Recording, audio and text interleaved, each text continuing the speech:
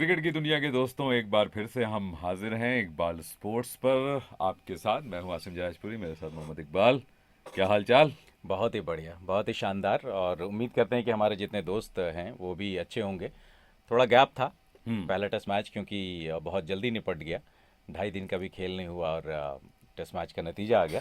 But हम अब दूसरे टेस्ट मैच की तरफ रुख कर रहे हैं और उम्मीद करते हैं कि दूसरा टेस्ट मैच कम से कम 5 दिन तक चले।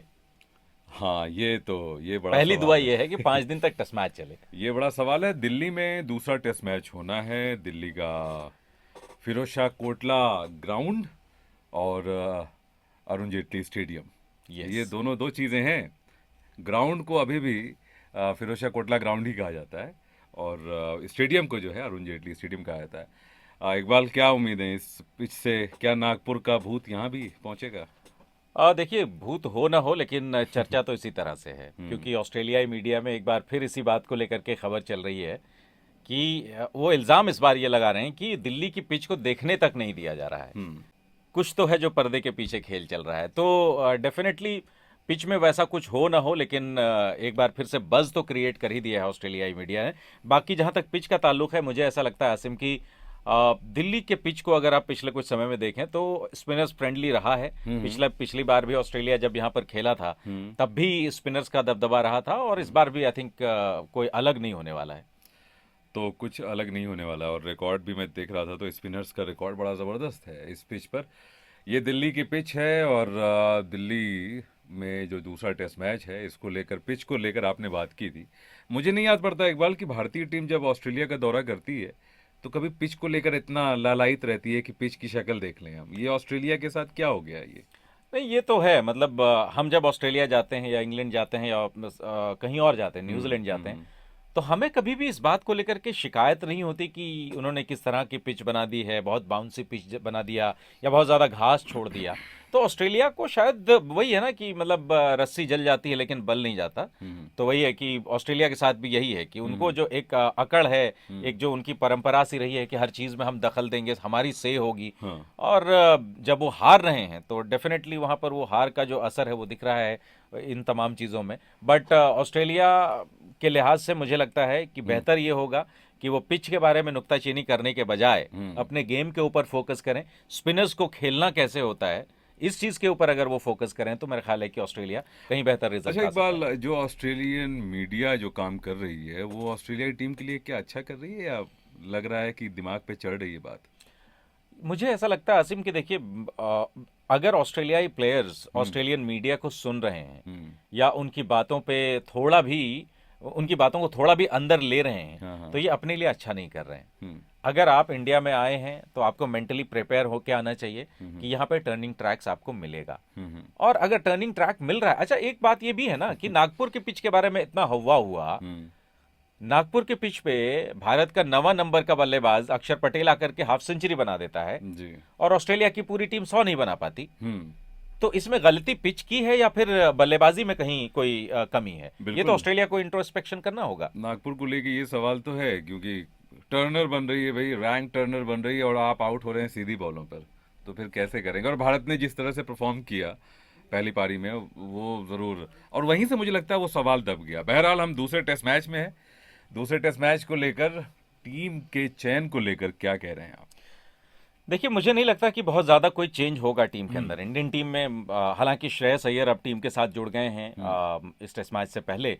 बट मुझे नहीं लगता कि उनको प्लेइंग 11 में जगह मिलेगी। हालांकि कोच साहब ने तो कहा है कि अगर कोई खिलाड़ी फॉर्म में था और इंजरी से बाहर हुआ तो उसको हम सीधा प्लेइंग 11 में लेंगे। हो सकता है वो हाँ। कर दें ऐसा, but hmm. As of now मुझे ऐसा लगता है हम्म। कि शायद वो स्ट्रेट अवे ना आए, क्योंकि अभी भी उनकी जो वहाँ पर जो ट्रेनिंग थी एनसीए में, रिहैबिलिटेशन जो उनका चल हम्म। रहा था, हम्म। रिहैब जो चल रहा था, वो अभी अभी जस्ट पूरा करके आए हैं। और इतना रश करने की जरूरत क्या है? मतलब अगर आप मैनेजमेंट में होते, टीम जी, मैनेजमेंट में, तो रश ही नहीं करते। बिल्कुल नहीं करता मैं। हाँ। क्योंकि देखिए, एक तो हमारे पास ऋषभ पंत नहीं है। हम्म। ऋषभ पंत का ना होना, आपको एक ऐसा प्लेयर चाहिए आपकी टीम में हम्म। जो आकर के तूफानी बैटिंग कर सके, और हम्म। वो कौन कर सकता है? सूर्य कुमार यादव। हम्म। तो मैं नहीं चाहूंगा कि सूर्या को एक टेस्ट आपने खिलाया और इसके हम्म। बाद फिर आपने ड्रॉप कर दिया। सूर्या को मुझे लगता है कि एक आध दो टेस्ट मैचेस और देखना चाहिए। अगर हम्म। वो अच्छा करते हैं तो फिर थोड़ा इंतजार ही करें।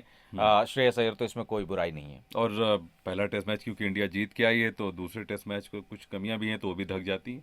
बहरहाल अगर बहुत से लोग हैं हमारे देखने वाले सुनने वाले, वो कहते हैं कि आप लोग प्लेइंग 11 बताइए, ड्रीम 11 बताइए, जो आप बाजियां लगाते हैं टीमें बनाकर। तो ड्रीम 11 को लेकर अगर हम बात करें तो कौन सी वो ड्रीम 11 होती है? जी हाँ, तो एक हमने जॉइंट एक हम्म। 11 बनाया है इकबाल हाँ। स्पोर्ट्स की तरफ से एक हम्म। जॉइंट 11 जो जॉइंट 11 है, वैसे है जॉइंट से लोग कुछ और समझ जाते हैं। इकबाल और आसिम का एक जॉइंट 11 है। और अ, मैं आपको बता देता हूँ, इस टीम में विकेट कीपर हमने रखा है एलेक्स कैरी को। हम्म। और हमने 4 बल्लेबाज रखे हैं फॉर्म को ध्यान में रखते हुए। और वो 4 बल्लेबाज हैं रोहित शर्मा, स्टीवन स्मिथ, विराट कोहली और मार्नस लाबुशेन। हम्म। स्टीव स्मिथ और मार्नस लाबुशेन दो ही ऐसे बल्लेबाज हैं ऑस्ट्रेलियाई इस 11 के अंदर जो दिखे हैं थोड़ा सा हम्म। कुछ अच्छा करते हुए, और या स्पिनर्स को अच्छा खेल सकते हैं। हम्म। बाकी ऑलराउंडर्स हमने 3 रखे हैं, आर अश्विन, रविंद्र जडेजा और कैमरून ग्रीन हम्म। को खिलाए जाने की बात है, और वो फिट भी हो गए हैं।